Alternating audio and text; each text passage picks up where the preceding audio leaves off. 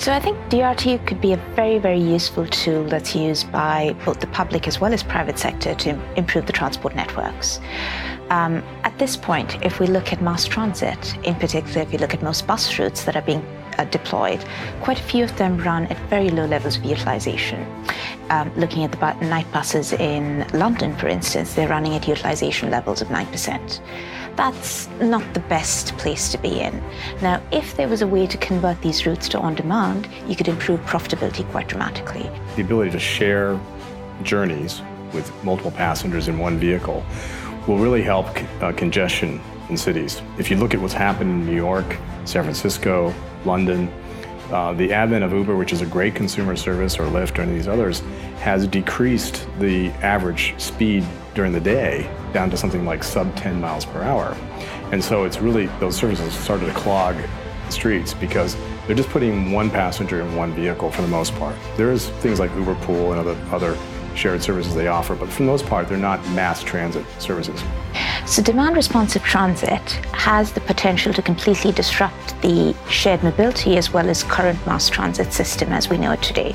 So it would form the bridge between where we see ride-sharing, ride-hailing playing and public transit in the form of buses and to some extent even journeys that we're seeing on tubes. There's a big theme around infrastructure. To what extent cities and even countries are still able to invest in infrastructure, and to what extent technology can help to overcome some of the deficiencies in the current transportation network.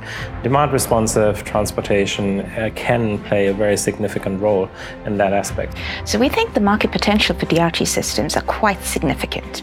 To give you a commercial perspective of where this market's going to be headed, today you have about 24,000 vehicles in the world, and by 2030, this could grow to somewhere close to 5 million vehicles. And in terms of monetary opportunity, that could boom to easily about 500 billion, if not more. So that's getting close to where ride-hailing is today. These autonomous driverless shuttles allow for more efficient and on-demand services to be run in a geofenced area, and particularly solve things like this first mile, last mile problem that many cities have, which prevents people from taking public transportation because they didn't have to solve that problem themselves. So they'd rather drive, they'd rather find a parking space than deal with a train and then how to get to the last mile.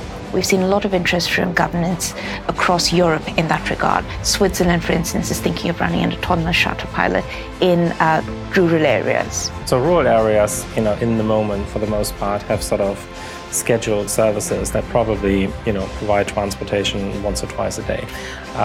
The opportunity of this technology is to understand patterns of demand when people travel, when they want to travel, and to aggregate that demand and to be much more responsive to when actually people need to travel, as opposed to people just sticking to a quite rigorous schedule. And so it really changes the dynamic. It's really around when people want to get from A to B as opposed to when they can get from A to B.